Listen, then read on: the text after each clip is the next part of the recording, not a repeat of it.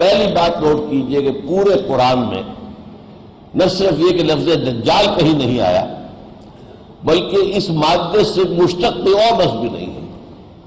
یہ مادہ جو ہے سیفی دجل قرآن مجید میں ہے ہی نہیں، اگرچہ اس کے قریب المفہوم الفاظ ہیں، تلبیس ہے، فَلَا تَلْبِسُوا الْحَقَّ بِالْبَاطِلِ وَتَكْتُمُوا الْحَقَّ وَأَنْتُمْ تَعْلَمُونَ، تم حق کے اوپر باطل کا پردہ نہ چڑھا دو تاکہ تم حق کو چھپا دو۔ تو یہ تلبیس، دجل، فریب، اگر آپ تانبے کے اوپر سونے کا پانی پھینک دیں تو اسے سونا بنا دیں، یہ دجل ہے، فریب ہے، دھوکہ ہے۔ لیکن صرف عرض یہ کرنا تھا کہ یہ مادہ جو ہے قرآن مجید میں بالکل نہیں آیا۔ اب قرآن کے بعد ہمیں رجوع کرنا ہے اللہ کے رسول صلی اللہ علیہ وسلم کی احادیث کی طرف۔ احادیث نبویہ میں یہ تین انداز میں آیا ہے۔ نمبر ایک، حضور کی احادیث سے معلوم ہوتا ہے کہ جھوٹے مدعیان نبوت کھڑے ہوں گے جنہیں آپ نے دجالوں سے تعبیر کیا ہے۔ چنانچہ بخاری اور مسلم دونوں کی متفق علیہ روایت ہے، لا تقوم الساعۃ حتیٰ یبعث دجالون کذابون قریب من ثلاثین کلہم یزعم انہ رسول اللہ وانا خاتم النبیین لا نبی بعدی۔ قیامت نہیں آئے گی جب تک کہ 30 کے قریب ایسے دجال سامنے نہ آ جائیں کہ جو جھوٹے ہوں گے، کذاب ہوں گے، دجال ہوں گے، اور وہ ہر ایک ان میں سے یہ دعویٰ کرتا ہوگا کہ وہ اللہ کا رسول ہے، حالانکہ میں اللہ کا آخری نبی ہوں، میرے بعد کوئی نبی نہیں ہے۔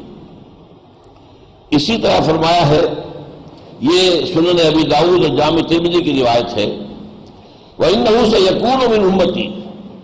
اب یہاں پہ نوٹ کیجیے، شرائط کر دی کہ میری امت میں سے اٹھیں گے، من امتی کذابون ثلاثون کلہم یزعم انہ نبی اللہ وانا خاتم النبیین لا نبی بعدی۔ میری امت میں سے 30، یہاں پہ قریبا من الثلاثین بلکہ 30 کا لفظ آیا، 30 ایسے دجال جھوٹے کھڑے ہوں گے جو کہیں گے کہ میں نبی ہوں جبکہ میں خاتم النبیین ہوں اور میرے بعد کوئی نبی نہیں ہے۔ یہ ہے دوسرا حدیث کے اندر ایک انداز جس میں کہ جھوٹے مدعیان نبوت کو دجال کہا گیا۔ اچھا، یہ دجال تاریخی اعتبار سے ہمیں معلوم ہے کہ حضور کی حیات طیبہ کے آخری دور میں شروع ہو گئے تھے 6-7 مدعیان نبوت، جن میں ایک عورت بھی تھی۔ مسلمہ تو بہت بڑا ثابت ہوا تھا، اس سے جو جنگیں ہوئی ہیں اس میں بہت صحابہ شہید ہوئے، بڑا نقصان پہنچا ہے۔ بہرحال یہ سلسلہ شروع تو وہاں سے ہو گیا تھا۔ اس کے بعد اب ریکارڈ پورا ہمارے پاس نہیں ہے کہاں کہاں پیدا ہوئے۔ البتہ اپنے زمانے کے بارے میں ہمیں معلوم ہے کہ ایک ایران میں بہا اللہ پیدا ہوا جس نے کہ نبوت کا دعویٰ کیا، بہائی اس کے جو فالوورز ہیں وہ کہلاتے ہیں، اور مغربی ممالک میں ان کے بڑے مراکز ہیں، اس لیے کہ تمام مغربی ممالک جو ہے سپورٹ کرتے ہیں۔ اور اس کے بعد لعنت اللہ علیہ غلام احمد قادیانی سامنے آیا، اس نے نبوت کا دعویٰ کیا، اور وہ بھی آپ کو معلوم ہے کہ قادیانی اگرچہ وہ اپنے آپ کو احمدی کہتے ہیں لیکن یہ قادیانی ہیں، اب ربوائی ہیں، لیکن یہ کہ ان کی بھی تعداد گھٹ نہیں ہے، بڑھ رہی ہے۔ فتنہ جو ہے مزید طوفان کی شکل اختیار کر رہا ہے، اس لیے سارا مغرب ان کے پشت پر ہے، انہیں ساری سہولتیں حاصل ہیں۔ بلکہ آپ کے علم میں ہوگا بہت سے ہمارے مسلمان نوجوان جو مغربی ممالک میں جانا چاہتے ہیں، آباد ہونا چاہتے ہیں پیسے کی خاطر، اچھی معاش کی خاطر، ان کے لیے آسان راستہ یہ ہے کہ وہ اپنے آپ کو قادیانی ڈکلیئر کر دیں۔ اس کا مطلب کیا ہے کہ پاکستان میں ہم پرسیکیوٹڈ مائنورٹی ہیں، ہم نہیں رہ سکتے، لہذا ہمیں پناہ دی جائے۔ بہت سے لوگ مجھ سے سوال کرتے تھے کہ کیا صرف اس کے لیے ہم اگر یہ لکھ دیں تو کیا یہ بڑا گناہ ہوگا؟ میں نے کہا یقیناً بہت بڑا گناہ ہوگا، آپ اس مقصد کے لیے اپنے آپ کو قادیانی ظاہر کریں، بہت بڑا گناہ، لیکن ہوا ہے اور بہت سے لوگوں نے اختیار کیا ہے۔ ایک جو ہے ظاہر ہوا ہے ابھی حال ہی میں، وہ رشاد خلیفہ کے نام سے ایک مصری، اس نے پہلے تو ذرا ایک مقبولیت حاصل کی کہ قرآن حکیم کا میتھمیٹیکل پروف 19 کے عدد سے، یہ جو سورہ مدثر میں آیا ہے کہ اس کے اوپر جہنم کے اوپر علیہا 19 ہے سرہنگ یا بڑے فرشتے جو اس پر معمور ہے، اس نے کہا یہ 19 کا حصہ جو ہے کلید ہے قرآن کی، اور بعض چیزیں اس نے کچھ ثابت کی بھی واقعتاً کوئی بات ہے، اس لیے کہ سورہ قاف کے اندر، یہ سورہ قاف میں ان کا کہنا یہ ہے کہ جن صورتوں کے شروع میں یہ حروف مقطعات ہیں، وہ حروف اس صورت کے اندر 19 کے ملٹیپل کی شکل میں ہوں گے، 19 ہوں گے، 38 ہوں گے، 57 ہوں گے۔ اور میں حیران ہوا واقعتاً جب میں نے جائزہ لیا سورہ قاف کا، باقی تو یہ بہت لمبی صورتوں کو ان کا جائزہ تجزیہ کرنا تو بڑا دقت طلب کام تھا، لیکن قاف جو ہے چھوٹی صورت ہے، 3 رکوع ہیں اس کے، وہاں واقعی بات سامنے یہ آئی کہ جہاں بہت سی قوموں کا ذکر ہے وہاں اخوان و لوط کہا گیا ہے، قوم و لوط نہیں کہا گیا۔ باقی ہر جگہ قرآن میں قوم و لوط، قوم و لوط، قوم و لوط، نہیں، یہاں اخوان و لوط۔ اگر یہاں قوم آتا تو 58 عدد ہو جاتا قاف کا سورہ قاف کے اندر، تو وہاں پر یہ ایک احتیاط گویا کہ ہمیں نظر آ رہی ہے کہ لفظ بدل کر لایا گیا تاکہ 57 کا ملٹیپل رہے۔ ایسی چیزوں میں میری جو رائے بنی وہ یہ ہے کہ کچھ نہ کچھ تھوڑی بہت کچھ سچائی ہوتی ہے، لیکن جب اس کو بنیاد بنا لیا جائے، اسی کو اصول بنا لیا جائے اور اسی کو جڑ اور بنیاد بنا لیا جائے تو پھر گمراہی پیدا ہوتی ہے۔ چنانچہ اس کے ساتھ یہی ہوا کہ اس کے حساب میں سورہ توبہ کی آخری 2 آیتیں فٹ نہیں ہو رہی تھی، انہوں نے کہا یہ ہے ہی نہیں قرآن میں سے، یہ تو قرآن میں خام خواہ ایڈ کر دی گئی۔ بہرحال اس سے مسلمانوں کا ماتھا ٹھنک گیا کہ اس کی گمراہی اور اس کی شیطنت جو ہے وہ واضح ہو گئی۔ قرآن کا تو ایک لفظ بھی ادھر سے ادھر نہیں ہو سکتا، کوئی آگے 2 آیات، اور 2 بھی آیات ایسی جو مسلمانوں کو بہت ہی عزیز ہیں، نبی اکرم صلی اللہ علیہ وسلم کی شان میں، شان مبارکہ میں۔ تو اس حوالے سے پھر معلوم ہوا کہ اس نے نبوت کا دعویٰ بھی کر دیا، اور بالآخر اسے ہیوسٹن میں، امریکہ کا ایک شہر ہے، وہاں انہوں نے اپنا مرکز بنایا تھا، بات وہاں پھیل رہی تھی اس کی، پھر کسی شخص نے انہیں قتل کر دیا۔ تو یہ بھی ایک تازہ ترین واقعہ تھا، اور بھی ہو گئے ایسے۔ تو بہت سے لوگ آ جاتے ہیں کہ میرے پاس آتے ہیں، ڈاکٹر صاحب میں مہدی ہوں، آپ میرا ساتھ دیجیے۔ اچھا بھائی، آپ مہدی ہوں گے تو آپ اللہ تعالیٰ آپ سے کام لے لے، جو بھی اللہ نے مہدی سے لینا ہے، ہوتے بہت سے۔ تو یہ چیزیں جو ہیں، ایک جو ہے ایسا لازماً جلد ہی ظاہر ہونے والا ہے، یہودیوں کا ایک لیڈر سامنے آئے گا جو دعویٰ کرے گا کہ میں وہ مسیحا ہوں جس کی پیشین گوئی تمام انبیاء کرتے آئے ہیں۔ یہ جو اولڈ ٹیسٹمنٹ ہے، جو تورات، اس کی بہت سے انبیاء کرام کے کتابوں میں یہ موجود ہے کہ اللہ تعالیٰ جب یہودیوں پر برے دن ہوں گے، زوال ہوگا، محکومیت ہوگی، وہ دبے ہوئے ہوں گے، پسے ہوئے ہوں گے، مظلوم ہوں گے، مقہور ہوں گے، تو اللہ ایک مسیحا نازل کرے گا جو ان کو ذلت سے اور تار مذلت سے نکال کر اور پھر وہ اچھی زندگی کا آغاز کریں گے۔ تو وہ اس کے منتظر تھے۔ اچھا، وہ وعدہ اللہ نے پورا کر دیا، حضرت مسیح علیہ السلام آ گئے، لیکن قوم کی بدبختی اور خاص طور پر ان کے علماء کی بدبختی، انہوں نے ماننے سے انکار کر دیا، انہیں اول تو ولد الزنا قرار دیا۔ ان کے بارے میں کہا گیا کہ یہ تو ظاہر بات ہے کہ یوسف نجار کا بیٹا ہے، بغیر اس کے کہ شادی ہوئی ہو، معاذ اللہ ثم معاذ اللہ۔ پھر ان کے اتنے بڑے بڑے معجزے جو واقعہ یہ ہے کہ کسی اور نبی اور رسول کو نہیں دیے گئے، وہ تو مجسم معجزات تھے۔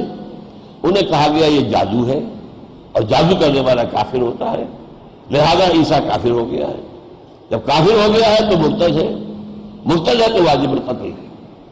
چنانچہ سن ہیڈرن جو ان کا سب سے بڑا ادارہ تھا، جو دارالقضاء کہہ لیجئے ان کا، جو یا یہ کہ جو ادارہ افتاء، دارالفتاء تھا، انہوں نے فیصلہ کر دیا۔ وہاں حکومت ایسی تھی اس وقت کہ اصل حکومت تھی رومیوں کی، لیکن انہوں نے ایک محدود آزادی دے رکھی تھی، ایک اٹانومی دے رکھی تھی یہودیوں کو بھی۔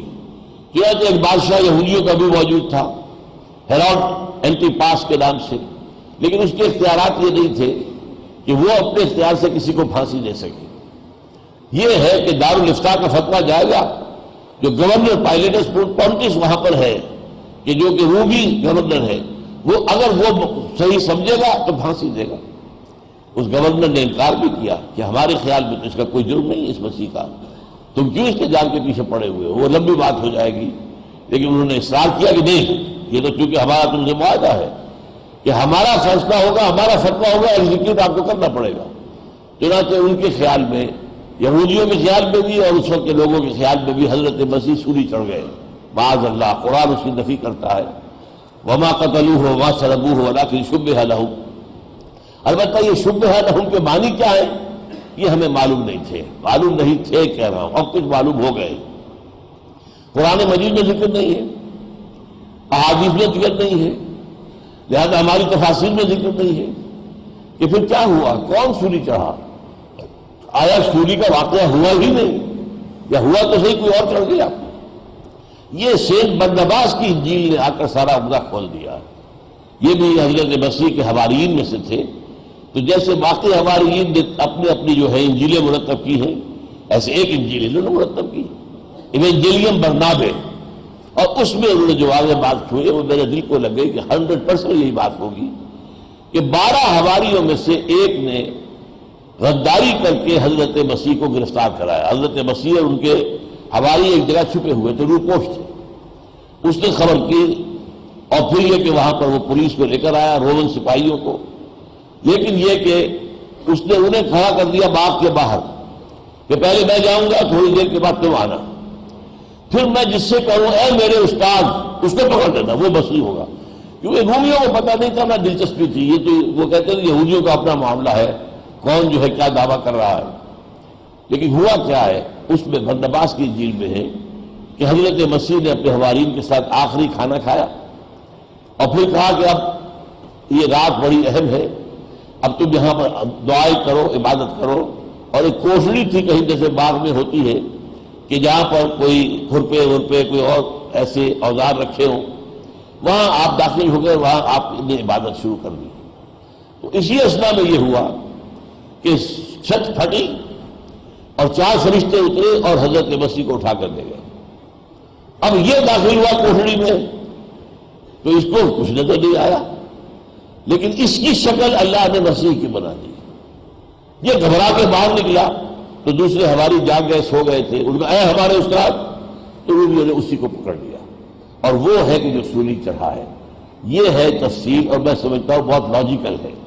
اسے واقعتاً اپنی غداری کی سزا ملنی چاہیے تھی. وہ اگر سولی چڑھا ہے تو صحیح چڑھا ہے. اس نے اللہ کے رسول کے ساتھ غداری کی، بے وفائی کی. اس کا نام تھا جوڈاس اسکریوٹ. ان کا کہنا یہ ہے کہ اس نے بعد میں خودکشی کر لی تھی، کیونکہ یہ تو سمجھتے ہیں کہ حضرت مسیح ہی چونکہ سولی چڑھے اور پھر جب اتار کر انہیں رکھ دیا گیا قبر میں، پھر زندہ ہوئے، پھر وہ آسمان پر اٹھے. ہمارے نزدیک حضرت مسیح پہلے ہی اٹھا لیے گئے، وہ سولی پر چڑھے ہی نہیں. وما قتلوہ وما صلبوہ ولکن شبہ لہم. بہرحال وہ جو جگہ ہے، اب یہ نوٹ میں نے اس لیے بتایا ہے آپ کو سارا معاملہ کہ وہ سیٹ از ویکنٹ، وہ مسیح ابھی نہیں آیا، جو آیا تھا اسے مانا نہیں، لہذا جگہ خالی ہے. اب اس آخری دور میں جب آخری مقابلہ ہونا ہے مسلمانوں اور یہودیوں کا، تو پھر وہ مسیحا اٹھ کے کھڑا ہو جائے گا، ان میں سے کوئی ایک دجال، وہ المسیح الدجال ہوگا، جھوٹا مسیح. وہ مسیح ہونے کا دعویٰ کرے گا، لیکن ظاہر بات ہے کہ وہ دعویٰ کرے گا کہ میں نبی ہوں. وہ خدائی کا دعویٰ نہیں. خدائی کا دعویٰ کرنے والا میرے نزدیک ایک دوسرا ہوگا دجال، جو خدائی کا دعویٰ کرے گا. یہ تو کرے گا صرف یہ دعویٰ میں وہی مسیح ہوں جس مسیح موعود ہوں، جیسے کہ یہ الفاظ غلام احمد قادیانی نے استعمال کیے کہ میں مسیح موعود ہوں، جس مسیح کا وعدہ کیا گیا تھا کہ وہ دوبارہ آئے گا، میں آ گیا ہوں. لیکن یہ کہ بہرحال یہ میں نے آپ کو گنوا دیا ہے کہ یہ جو سلسلہ ہے حدیث کے اندر جھوٹے مدعیان نبوت کو دجال کہا گیا، تو شروع ہو گیا یہ حضور کے زمانے ہی سے اور مسلسل رہا ہے. اور ایک حدیث میں چونکہ 30 کا عدد تعین کے ساتھ آ گیا ہے، لہذا ہمارا گمان ہے کہ 30 ہی ہوں گے. اور ان میں سے آخری جو ہے میرے نزدیک یہ مسیح الدجال یہودی ہوگا، جو مسیحا ہونے کا دعویٰ کرے گا کہ میں ہوں وہ مسیحا جس کا کہ وعدہ اللہ نے تم سے کیا تھا. حدیث میں ایک اور دجال کا ذکر آتا ہے، وہ الدجال الاکبر ہے، عظیم ترین دجال. وہ خدائی کا دعویٰ کرے گا اور اس کے پاس اتنی قوت جمع ہو چکی ہوگی، تمام جو قواعد طبیعہ ہیں، جو فورسز آف نیچر ہیں، سب میں اس کو اتنا تسلط حاصل ہو جائے گا کہ وہ خدائی کا دعویٰ کرے گا. رزق کے خزانے اس کے قبضے میں ہوں. رزق اسی کو دے گا جو اس کو ماننے کے لیے، اس کو سجدہ کرنے کے لیے تیار ہو. اور حضور نے اس کی خبر دی ہے کہ وہ کانا ہوگا، اس کی ایک آنکھ پھولی ہوئی ہوگی. پھر یہ کہ اس کی پیشانی پر لکھا ہوگا کافارا کفر، جس کے بارے میں فرمایا وہ اتنے جلی حروف میں لکھا ہوگا کہ ہر مومن اس کو پڑھ لے گا